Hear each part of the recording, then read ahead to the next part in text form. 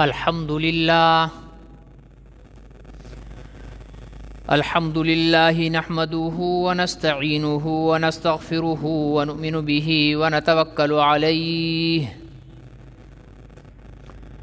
ونعوذ بالله من شرور أنفسنا ومن سيئات أعمالنا من يهده الله فلا مضل له ومن يضلله فلا هادي له ونشهد أن لا إله إلا الله وحده لا شريك له ونشهد أن سيدنا وسندنا وحبيبنا ونبينا ومولانا ومأوانا وملجانا محمدا عبده ورسوله أرسله بالحق بشيرا ونذيرا وداعيا إلى الله بإذنه وسراجا منيرا صلى الله عليه وعلى آله وصحبه وبارك وسلم تسليما كثيرا كثيرا أما بعد فأعوذ بالله من الشيطان الرجيم بسم الله الرحمن الرحيم إلا تنصروه فقد نصره الله إذ أخرجه الذين كفروا ثاني اثنين إذ هما في الغار إذ يقول لصاحبه لا تحزن إن الله معنا صدق الله العظيم وبلغنا رسوله النبي الكريم ونحن على ذلك لمن الشاهدين والشاكرين والحمد لله رب العالمين. محترم بزرگوں اور بھائیوں، حضرت سیدنا ابو بکر صدیق رضی اللہ تعالی عنہ کے فضائل و مناقب اور آپ کے فضائل کے اسباب، وجوہات پر گزشتہ جمعے گفتگو چل رہی تھی، اور ہماری گفتگو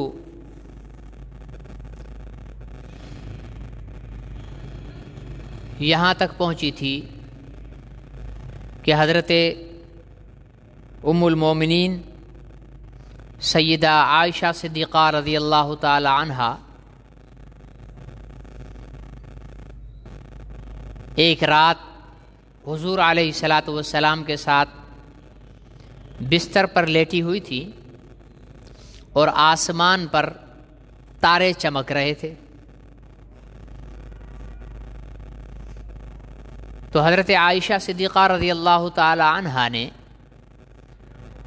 حضور علیہ الصلاۃ والسلام سے سوال کیا کہ یا رسول اللہ صلی اللہ علیہ وسلم، آسمان پر جتنے تارے ہیں اتنی کسی کی نیکیاں ہوں گی؟ تو حضور علیہ الصلاۃ والسلام نے فرمایا کہ ہاں عائشہ، اتنی نیکیاں عمر کی ہیں. حضرت سیدنا عمر رضی اللہ تعالی عنہ. تو حضرت عائشہ صدیقہ رضی اللہ تعالی عنہ نے حضور علیہ الصلاۃ والسلام سے پوچھا کہ یا رسول اللہ، پھر میرے ابا ابو بکر کی نیکیاں کتنی ہیں؟ ان کے ذہن میں یہ تھا کہ آسمان کے تاروں جتنی تو گنتی کسی کی نہیں، تو اتنی نیکیاں اگر عمر کی ہیں تو میرے ابا ابو بکر کی نیکیاں تو اس سے کم ہی ہوں گی. تو حضور علیہ الصلاۃ والسلام سے سوال اس بنیاد پر کیا اور پوچھا کہ یا رسول اللہ صلی اللہ علیہ وسلم، پھر میرے ابا ابو بکر کی نیکیاں کتنی ہیں؟ تو حضور علیہ الصلاۃ والسلام نے فرمایا کہ عائشہ، آپ کے والد ابو بکر صدیق کی نیکیاں، اتنی نیکیاں جو ہیں وہ صرف ایک دن اور رات کی ہیں، صرف ایک دن اور رات کی ہیں۔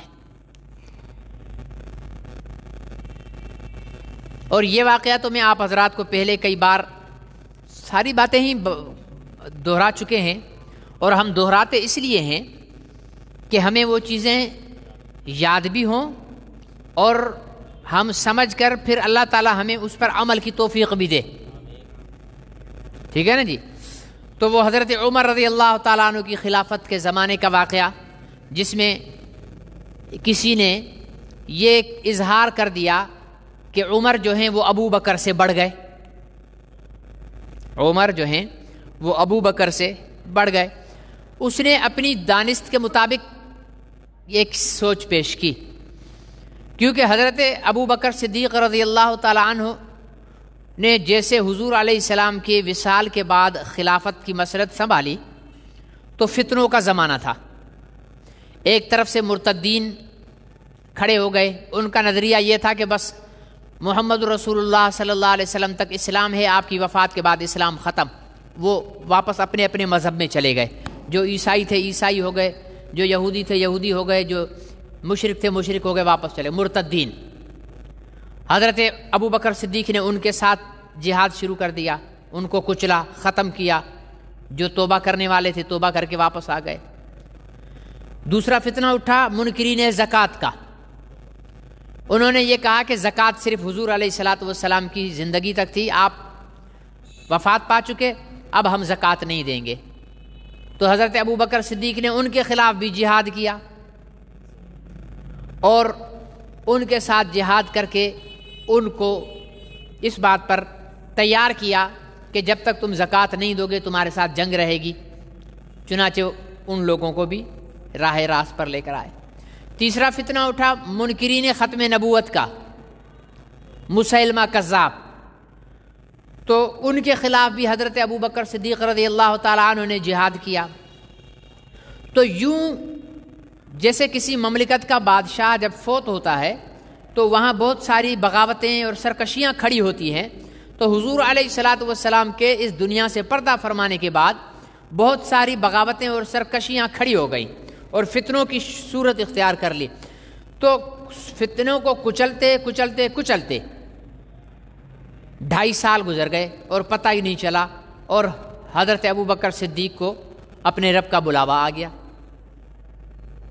جب حضرت ابو بکر صدیق اللہ کو پیارے ہوئے، جب وفات ہوئی تو اس وقت سارے فتنوں کو ختم کر دیا گیا تھا، میدان صاف کر کے دے دیا گیا تھا کہ اب آپ اس پر محنت کرو۔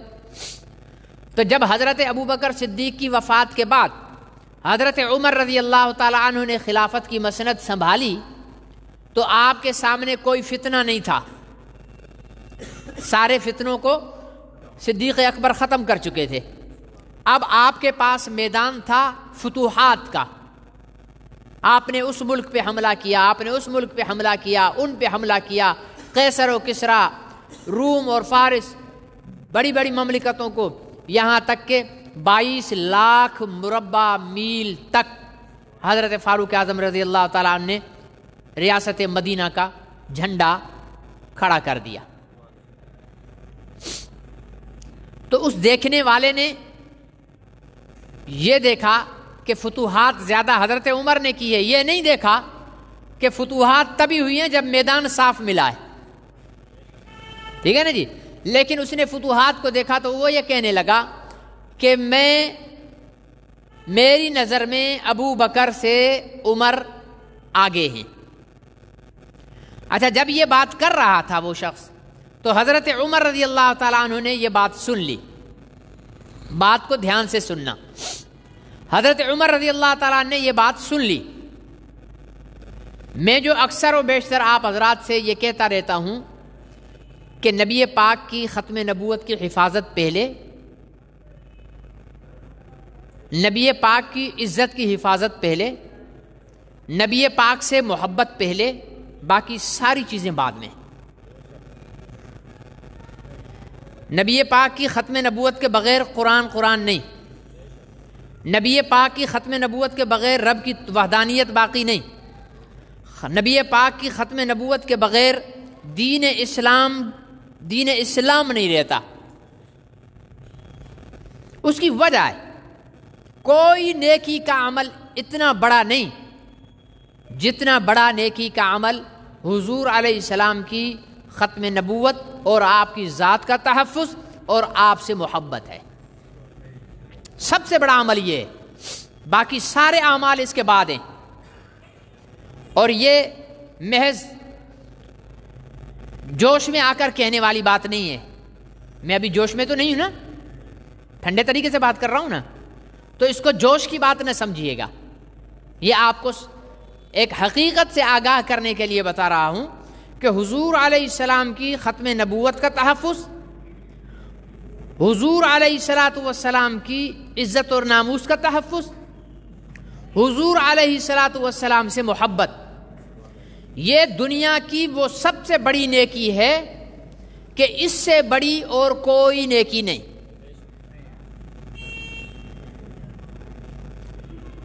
یہ میرا دعویٰ ہے۔ اب ضروری نہیں ہے کہ آپ بھی مانو، ٹھیک ہے نا، ضروری نہیں کہ آپ بھی مانو، لیکن اگر میری دلیل وزنی ہو تو پھر آپ کو بھی ماننا پڑے گا، ٹھیک ہے نا، اگر دلیل ہو اور آپ کے دل کو لگے تو پھر آپ کو بھی ماننا پڑے گا۔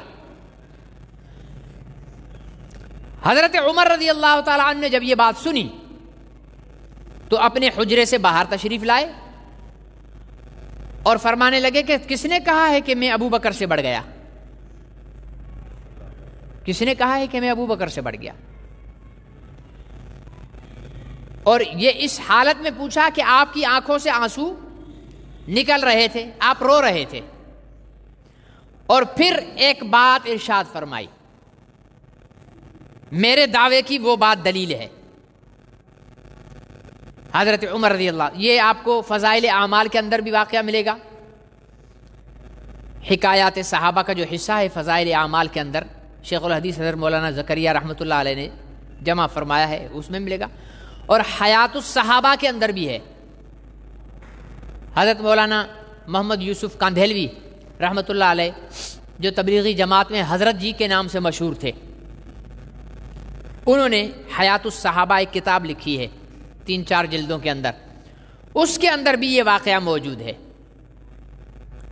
حضرت عمر رضی اللہ تعالی عنہ نے فرمایا کہ بھائی میں تو اس بات کے لیے تیار ہوں کہ میں اپنی اور اپنے خاندان کی زندگی کی نیکیاں، ٹھیک ہے نا جی، کوئی ایک نیکی نہیں، کوئی 2 نیکیاں نہیں، کوئی 10 نیکیاں نہیں، صرف اپنی نہیں، بلکہ فرمایا کہ میری اور میرے خاندان کی ساری زندگی کی نیکیاں میں ابو بکر کو دینے کے لیے تیار ہوں، ٹھیک ہے، میں ابو بکر کو دینے کے لیے تیار ہوں، ابو بکر مجھے اپنی زندگی کا 1 دن اور رات دے دے۔ اس کو کیا کہتے ہیں؟ کوئی چیز دینا، بدلے میں کوئی چیز لینا، اس کو کہتے ہیں بزنس، جدید زبان میں کہتے ہیں بزنس، ہمارے پرانی زبان میں کہتے ہیں واپار، کاروبار، تجارت، لین دین، سودا کرنا، ٹھیک ہے نا جی، بالکل سادہ زبان میں کیا کہتے ہیں؟ سودا کرنا۔ بھائی میں نے سودا کر لیا گاڑی کا، اچھا بھائی کون سی گاڑی لی؟ بھائی میں نے مہران کار لیے 2014 ماڈل لی ہے، اور دیا کیا ہے؟ جی میں نے 2018 ماڈل دی ہے۔ تو لوگ بولیں گے تیرا دماغ خراب ہو گیا، 2014 ماڈل لے کر اور 18 ماڈل دے رہا ہے؟ تو آپ سوچنے لگو گے کہ اس نے جو 2018 ماڈل دی ہے اور بدلے میں 2014 ماڈل لی ہے، ضرور کوئی وجہ تو ہے کہ 2014 والی میں کوئی ایسی چیز ہوگی جس کی وجہ سے یہ ہے بھی گاڑی کا جاننے والا کاریگر اور مستری ہے، اور نیا ماڈل دے کر پرانا لے رہا ہے، کوئی تو خوبی ہوگی۔ میرے جیسا اگر کوئی لے گا مولوی تو سیدھا آپ بولو گے مولوی بے وقوف ہے، سودا کرنا ہی نہیں آیا. لیکن اگر اچھا کاریگر ہو، ماہر ہو، اس میدان کا ہو، ٹھیک ہے نا جی، تو آپ کا ذہن کیا جائے گا؟ آپ کا ذہن یہ نہیں بولے گا کہ اس نے گھاٹے کا نقصان کیا ہے، بلکہ آپ کیا بولو گے؟ لگتا ہے کہ 2018 جو ماڈل دیا ہے اس میں کوئی کمی ہے اور 2014 والے ماڈل میں کوئی کمی نہیں ہے، کوئی خوبی ہے، اس لیے یہ سودا کیا ہے. اب حضرت عمر کیا فرما رہے ہیں کہ میرے خاندان کی زندگی کی نیکیاں ابو بکر کو دینے کو تیار ہوں، ابو بکر سے بدلے میں 1 دن اور رات لینے کو تیار ہوں، وہ مجھے دے دیں، اپنی زندگی کا 1 دن اور رات دے دیں. اب ہم حضرت عمر کی ساری زندگی کو نہیں لیتے، اب ہم تھوڑا سا جائزہ لے لیں کہ حضرت عمر رضی اللہ تعالیٰ عنہ کی زندگی کے اندر کون کون سی ایسی نیکیاں ہیں. حضرت عمر کے کلمہ پڑھنے سے پہلے دین اسلام کی تبلیغ خفیہ، نماز دار ارقب میں چھپ کر، حضرت عمر کے کلمہ پڑھنے کے بعد تبلیغ اعلانیہ، نماز کعبے میں، ٹھیک ہے. سب صحابہ نے ہجرت کی چھپ کر، حضرت عمر نے ہجرت کی اعلان کر کے، ٹھیک ہے جی. پھر یہی حضرت عمر کی فضیلت کتنی بڑی ہے کہ اللہ رب العزت سے حضرت محمد رسول اللہ صلی اللہ علیہ وسلم نے دعا فرمائی 2 آدمیوں کے لیے کہ یا اللہ، اسلام کو مضبوط کرنے کے لیے، اسلام کو تقویت دینے کے لیے، اسلام کی ترقی کے لیے یا تو عمر ابن خطاب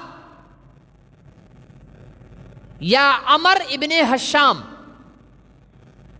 ابو لہب، ابو جہل، ٹھیک ہے نا، یا عمر ابن خطاب یا عمر ابن حشام. یہ ابو جہل کا نام تھا عمر، جس کو آپ اردو میں عموماً پڑھتے ہو عمرو پڑھتے ہو نا، رے کے آگے واو لگا ہوا تھا، یہ عمرو نہیں ہوتا، یہ عربی کا رسم الخط ہے. عمر کے آگے اگر واو لگا ہوا ہو تو اس کو پڑھتے ہیں عمر، وہ کیا ہوتا ہے؟ عمر ہوتا ہے. تو وہ بچپن میں کہانیاں پڑھتے تھے نا، عمرو عیار کی کہانی، یہ عمرو عیار نہیں ہے، یہ عمرو عیار، ٹھیک ہے نا جی، یہ عمر لفظ ہے. تو فرمایا کہ اگر اسلام کو ترقی دینی ہے تو خطاب کا بیٹا عمر دے دے یا حشام کا بیٹا عمر دے دے. حضور علیہ السلام نے 2 نام اللہ کو دیے اور اللہ نے ان دونوں ناموں میں سے ایک کو چن لیا اور وہ حضرت عمر تھے. تو عمر کس کا چناؤ ہے؟ اللہ کا چناؤ ہے، نبی کا نہیں. نبی کے سامنے تو 2 نام تھے، یا عمر یا عمر. عمر اور عمر میں سے عمر کو چن کر پیغمبر کے قدموں میں ڈالا کس نے؟ اللہ نے ڈالا. تو عمر کی فضیلت یہی کافی ہے کہ اللہ نے اسلام کی سربلندی کے لیے عمر کو منتخب کر لیا. پھر ساری نیکیوں کو چھوڑو، مدینہ منورہ میں ہجرت کے بعد حضرت عمر نے نبی پاک صلی اللہ علیہ وسلم کے پیچھے 10 سال تک با جماعت نماز پڑھی. کتنے سال تک؟ حضرت عمر نے حضور علیہ الصلاۃ والسلام کے ساتھ حج کیا. حضرت عمر نے زکوٰۃ دی. حضرت عمر نے 27 مرتبہ نبی پاک صلی اللہ علیہ وسلم کی کمان میں جہاد کیا. ٹھیک ہے. حضرت عمر نے قرآن پاک پڑھا، قرآن پاک کو سمجھا، پھر قرآن پاک پر عمل کیا. یہ اتنی ساری نیکیاں یہ دے رہے ہیں کس کو؟ ابو بکر کو. میں آپ سے پوچھتا اس لیے ہوں کہ کہیں آپ کے دماغ کا کانٹا کہیں اور تو نہیں الجھا ہوا. جہاں میں چاہتا ہوں کہ جہاں میں بول رہا ہوں آپ کا دماغ بھی وہیں رہے. تو حضرت عمر یہ سب نیکیاں دے رہے ہیں ابو بکر کو، اور ابو بکر سے لے رہے ہیں ایک دن اور رات، مطلب 24 گھنٹے۔ آئیے ہم پہلے دیکھتے ہیں نماز۔ اسلام میں سب سے افضل ترین عبادت نماز ہے۔ حضور علیہ الصلاۃ والسلام نے فرمایا ایمان اور کفر کے درمیان فرق کرنے والی چیز نماز ہے۔ قرآن پاک میں سب سے زیادہ جو حکم آیا ہے وہ نماز کا آیا ہے۔ مرنے کے بعد سب سے پہلے جس عمل کا حساب ہوگا وہ نماز ہے۔ اس کا مطلب یہ ہوا کہ اعمال میں سب سے بڑا عمل نماز ہے۔ اب ابو بکر کو عمر اپنی زندگی کی ساری نمازیں دے رہے ہیں، ساری نمازیں، اور بدلے میں 24 گھنٹے۔ معلوم یہ ہوا کہ زندگی میں ہزاروں 24 گھنٹے گزر جائیں گے، ان کی ہزاروں نمازیں، اور بدلے میں لے رہے ہیں 24 گھنٹے،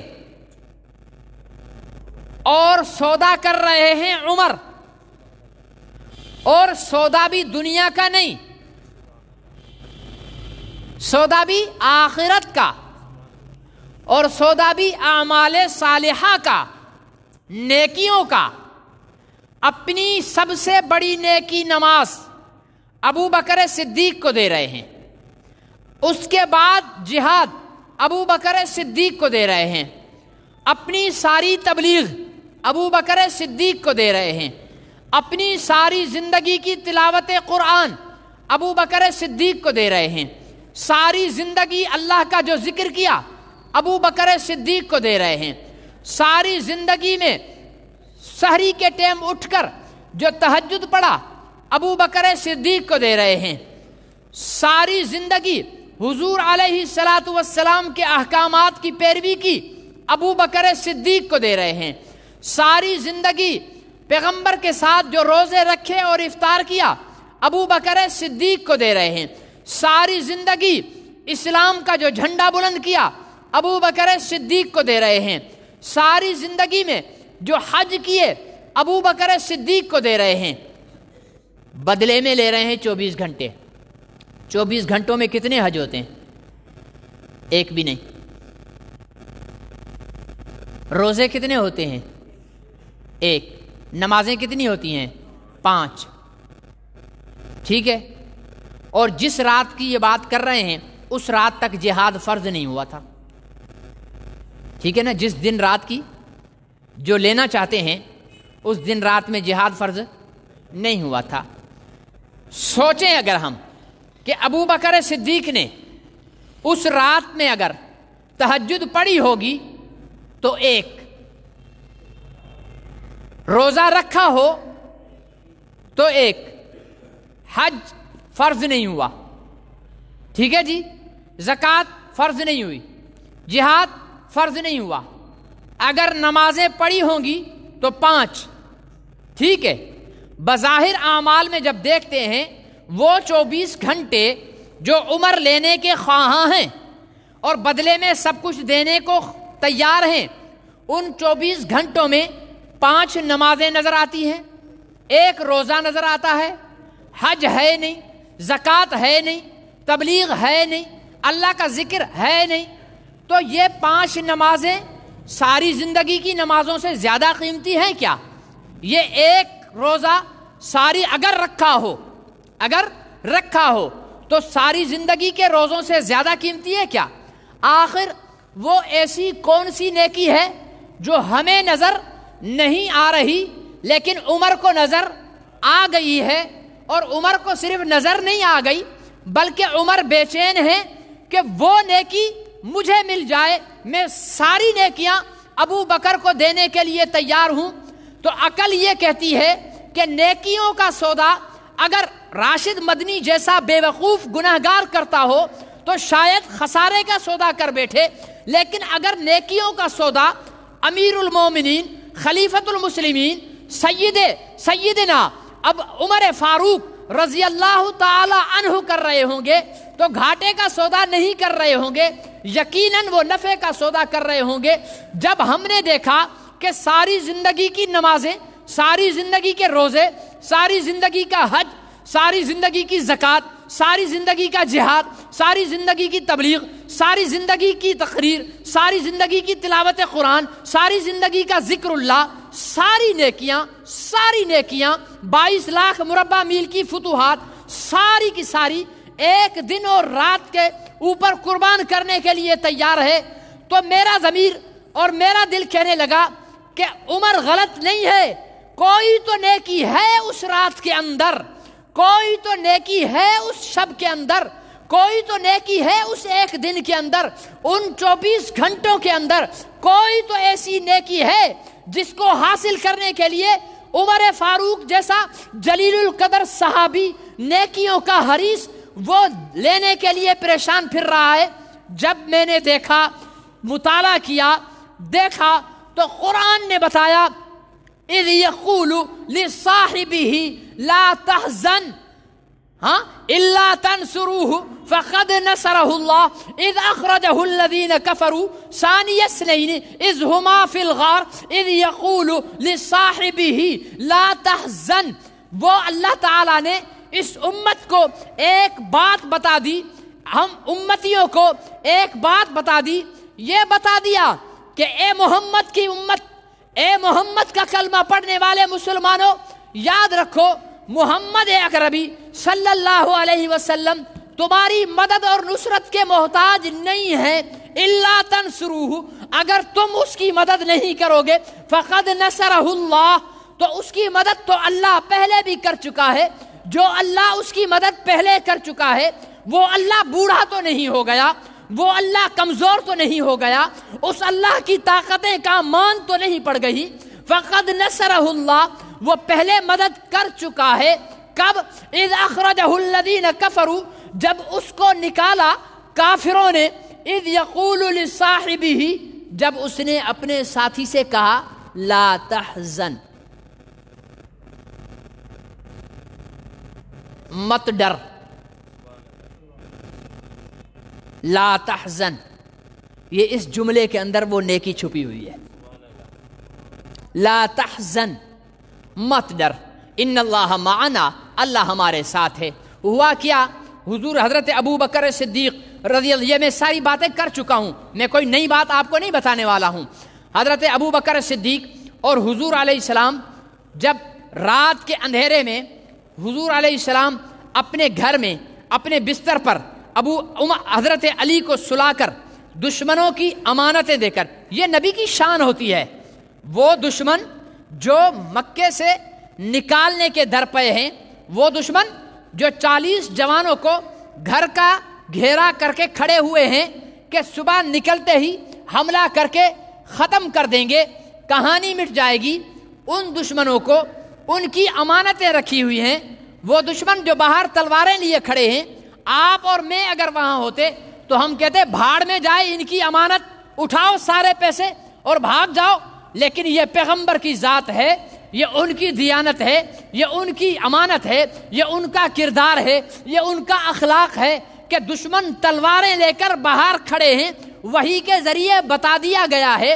حضرت علی سے فرمایا علی یہ فلانے سردار کی امانت اس کو دینا، یہ فلانے سردار کی امانت اس کو دینا، یہ فلانے دکاندار کی امانت یہ اس کو دینا۔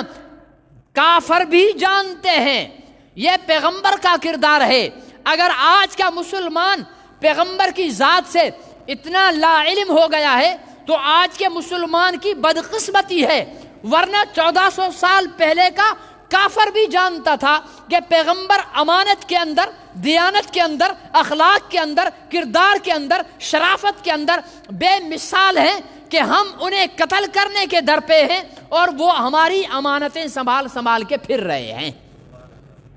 علی یہ فلانے کو، یہ فلانے کو، یہ فلانے کو دے دینا، میں چلتا ہوں۔ علی کو اپنے بستر پر لٹایا، باہر نکلے، وَجْعَلْنَا مِن بَيْنِ أَيْدِيهِمْ سَدًّا وَمِن خَلْفِهِمْ سَدًّا فَأَغْشَيْنَاهُمْ فَهُمْ لَا يُبْصِرُونَ، پڑھا، مٹی اٹھائی، اور ان دشمنوں کے اوپر پھینکی، ان کے بیچ میں سے نکل گئے، اللہ تعالیٰ نے ان دشمنوں کو اندھا کر دیا۔ یہ اللہ کی مدد تھی۔ جب اندھا کیا سیدھے پہنچے سیدنا ابو بکر صدیق کے پاس، دروازہ بجایا، حضرت ابو بکر صدیق سے کہا چلو ابو بکر وقت ہو چکا، اب سفر ہجرت شروع کرتے ہیں۔ ابو بکر صدیق نے یہ نہیں کہا یا رسول اللہ رات کے اتنی لیٹ میں اب سفر کریں، صبح کریں گے، ٹھہر جائیں۔ نہیں، ابو بکر صدیق پہلے سے تیار تھے۔ سفر شروع ہوا، مکے سے نکلے۔ اللہ آپ سب کو مکے کی زیارت نصیب فرمائے، اللہ آپ سب کو مدینہ کی زیارت نصیب فرمائے، آپ کو جنت البقیع کی زیارت نصیب فرمائے، جنت المعلیٰ کی زیارت نصیب فرمائے، غار حرا و غار ثور کی زیارت نصیب فرمائے۔ غار حرا وہ غار ہے جہاں وحی کی ابتدا ہوئی تھی، اور غار ثور وہ غار ہے جہاں اسلام کی سربلندی کی ابتدا ہوئی تھی۔ حضور علیہ الصلوۃ والسلام حضرت ابو بکر صدیق کے ساتھ چلے، سفر کرتے کرتے غار ثور جس پہاڑی پر ہے اس کے دامن میں پہنچے۔ حضرت ابو بکر صدیق رضی اللہ تعالیٰ عنہ بیٹھ گئے اور عرض کیا یا رسول اللہ آپ میرے کندھوں پر بیٹھیں، میں اوپر آپ کو غار کے دہانے تک پہنچاؤں گا۔ اور جانتے ہو نیچے سے لے کر اوپر تک کا کتنا فاصلہ ہے؟ 1000 فٹ، 2000 فٹ نہیں، 3 میل کا فاصلہ ہے۔ 3 میل کا فاصلہ ہے۔ کتنا؟ 3 میل کا فاصلہ ہے۔ کلومیٹر کا حساب خود لگا لینا، میل بڑا ہوتا ہے۔ 3 میل کا فاصلہ ہے۔ وہ حضرت ابو بکر صدیق نے نبی پاک صلی اللہ علیہ وسلم کو اپنے کندھوں پر بٹھا کر پہاڑ کا سفر کیا۔ اب یہ میں وہ بات بتا رہا ہوں جو اس 24 گھنٹوں کے اندر چھپی ہوئی تھی، وہ نیکی بتا رہا ہوں، وہ نیکی بتا رہا ہوں۔ ابو بکر صدیق نے نبی پاک کی ذات کو کندھوں پر بٹھایا۔ کیوں بٹھایا؟ اس لیے بٹھایا کہ ابو بکر صدیق نبی پاک سے دل کی گہرائیوں سے پیار کرتے تھے، اور ان کی محبت اور پیار کا تقاضا یہ تھا کہ پہاڑوں کا سفر کریں گے، کہیں ٹھوکر لگے گی، کہیں پتھر آئے گا، کہیں کچھ ہوگا، تکلیف ہوگی۔ پیغمبر کو تکلیف کیوں ہو؟ وہ تکلیف ابو بکر کو ہونی چاہیے۔ اپنے کندھوں پر بٹھا کر ٹھوکروں کا سامنا کیا، پتھروں کا سامنا کیا، اور پہاڑ کے غار کے دہانے پر پہنچایا۔ جب غار کے دہانے پر پہنچایا تو حضور علیہ الصلوۃ والسلام کو اتار کر فرمایا کہ یا رسول اللہ آپ یہاں پر ٹھہریے، میں اندر غار میں جاتا ہوں، جا کر غار کے اندر دیکھوں کوئی نقصان دینے والی چیز تو نہیں ہے۔ حضور علیہ الصلوۃ والسلام صحیح سلامت، تمام صلاحیتیں موجود، یوں بھی کہہ سکتے تھے یا رسول اللہ آئیے مل کر غار کی صفائی کر لیتے ہیں، غار کو صاف کر کے وہاں آرام کر لیتے ہیں، لیکن نہیں، کیونکہ لا تحزن والا جو جملہ ہے وہ یہ بتاتا ہے کہ ابو بکر کو اپنی جان کی آج کوئی پرواہ نہیں تھی۔ ابو بکر کو آج یہ فکر تھی کہ اگر آج مر بھی گیا تو میرا مرنا رائے گا نہیں ہوگا، بس مصطفیٰ کی ذات کی حفاظت ہونی چاہیے۔ غار کے اندر گئے، غار کو صاف کیا، غار کے سوراخوں کو اپنا لباس پھاڑ پھاڑ کر بند کیا، ایک سوراخ پر اپنی ایڑی رکھی اور عرض کیا یا رسول اللہ اندر تشریف لے آئیے۔ اندر تشریف لے آئے۔ حضور علیہ الصلوۃ والسلام حضرت ابو بکر کے پاس آ کر بیٹھے۔ اب ایک چیز تو یہ کہتی ہے، عقل یہ کہتی ہے کہ ابو بکر تو تھکا ہوا ہے، تو تھکا ہوا ہے، اس لیے تو بھی سو جا، محبوب کو بھی سلا دے، اندھیرے میں کون یہاں پر آئے گا۔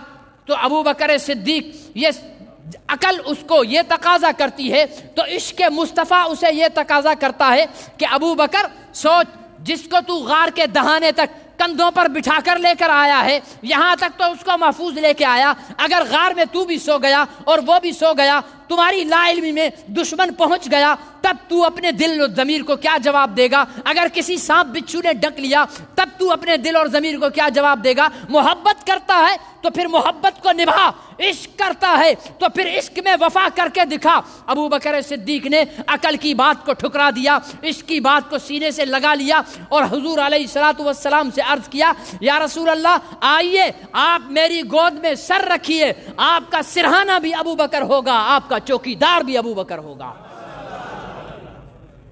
یہ وہ نیکی ہے جو اس رات کو قیمتی بنا رہی ہے۔ بات یہاں ختم نہیں ہوئی، امتحان آگے بھی شروع ہو گیا۔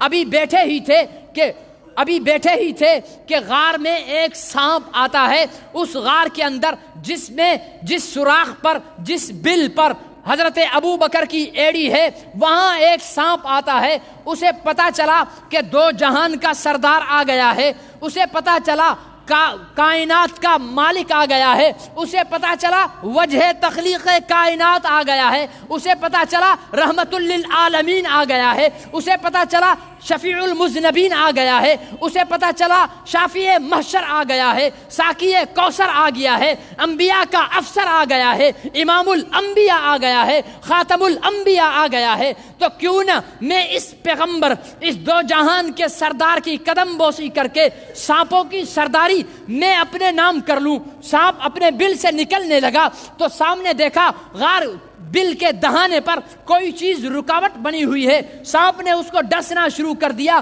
ابو بکر کا امتحان شروع ہو گیا. عشق کرنا اتنا آسان نہیں ہے میرے بھائیوں. محبت کا دعویٰ کرنا تو آسان ہے, محبت کو نبھانا آسان نہیں ہے. غلامی رسول میں موت بھی قبول ہے. زبان سے یہ جملہ کہنے میں 4 سیکنڈ لگتے ہیں, لیکن غلامی رسول میں موت بھی قبول ہے. اس پر عمل کرنے کے لیے خباب سے پوچھو, سولی پر چڑھا تھا. اس پر عمل کرنے کے لیے بلال سے پوچھو, انگاروں پر لیٹا تھا. اس پر عمل کرنے کے لیے سمیہ سے پوچھو, جسم کے ٹکڑے کرا دیے تھے. اس پر عمل کرنے کے لیے حمزہ سے پوچھو, جسم کے ٹکڑے کرا کے کلیجہ جو ہے ہندا کے گلے میں ڈال دیا گیا تھا. یہ نعرہ لگانا آسان ہے, قربانی دینا مشکل ہے. جب سانپ نے ابو بکر صدیق کو ڈسا تو عقل نے کہا ابو بکر پیر ہٹا دے, مر جاؤ گے. عقل نے کہا ابو بکر پیر ہٹا دے. عشق نے کہا ابو بکر خبردار, اگر پیر ہٹائے گا تو تیرے محبوب کو نقصان ہوگا, پیر رکھے گا تو تجھے نقصان ہوگا. اب تو فیصلہ کر کہ اپنے آپ کو بچانا چاہتا ہے یا اپنے محبوب کو بتانا چاہتا ہے. خدا نے گواہی دے دی, لا تحزن. ابو بکر اپنے آپ کو نہیں بچانا چاہتا, میرے مصطفیٰ کو بچانا چاہتا ہے. میرے عزیز دوستوں اور محترم بزرگوں, حضرت ابو بکر صدیق نے عشق کی مانی. کس کی مانی؟ ہم تو عقل کی مانتے ہیں. کس کی مانتے ہیں؟ عقل کی مانتے ہیں. ناموس رسالت کے لیے ہڑتال کرنا پڑے تو ہم کہتے ہیں کہ جی کاروبار چھوڑیں گے تو کھائیں گے کیا, ہے یا نہیں. ریلی میں جانا پڑے تو ریلی میں جائیں گے, اگر گولی چل گئی مر گئے تو میرے بچوں کا کیا ہوگا.